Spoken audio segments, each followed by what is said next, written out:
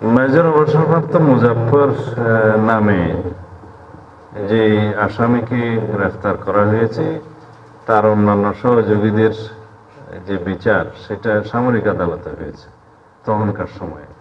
সেখানে কিছু ফাইন্ডিংস আছে।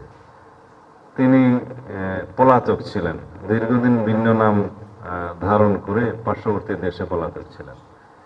এখানে আসার পরে আমরা যখন জানতে পেরেছি আমাদের গোয়েন্দা সংস্থার ইনফরমেশনের ভিত্তিতে তাকে আমরা গ্রেফতার করে সেনা আইনে বিচার করার জন্য আমরা সেনাবাহিনীর কাছে হস্তান্তর করেছি। জেনারেল কোর্ট মার্শাল করে সম্ভবত তার বিচারটা নিষ্পন্ন হবে।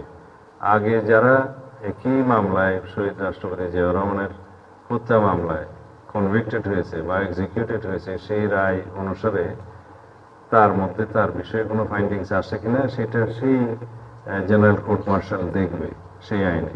এখানে আমাদের সিভিল লতে তাকে এখন আবার মামলায় অন্তর্ভুক্ত করাটা কতটা আইনসম্মত হবে সেটা তখন দেখা যাবে, এখন না। তার প্রেক্ষিতে আমি একটু এই বিষয়টা অ্যাড করতে চাই। সেটা হচ্ছে যে ইতিমধ্যে একজন লয়ার যেটা মামলা, এই মামলা যেটা সিভিল মামলা হয়েছে আমার সাবেক রাষ্ট্রপতি জিয়াউর রহমানের ক্ষেত্রে, আমাদের রাষ্ট্রপতি জিয়াউর রহমানের ক্ষেত্রে, সেই মামলাটা আবার রিভাইভ করার জন্য ওনারা ডকেট আবেদন করেছিলেন আর কি।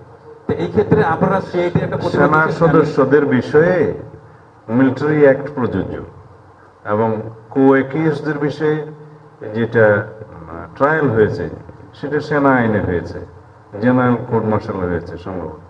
সে একই ব্যক্তি, একই কো-অ্যাকিউজ, সে পলাতক ছিলেন তিনি, এখন তাকে ধরা হয়েছে এবং আমরা সেনাবাহিনীর কাছে হস্তান্তর করেছি। তারা তাদের বিধি মোতাবেক জেনারেল কোর্ট মার্শাল গঠন করে সে বিষয়ে ব্যবস্থা নেবেন। যদি সিভিল কোর্টের কোনো বিষয় থাকে আইনানুগভাবে সেটা তখন পরীক্ষা নিরীক্ষা করে তারা বলবে।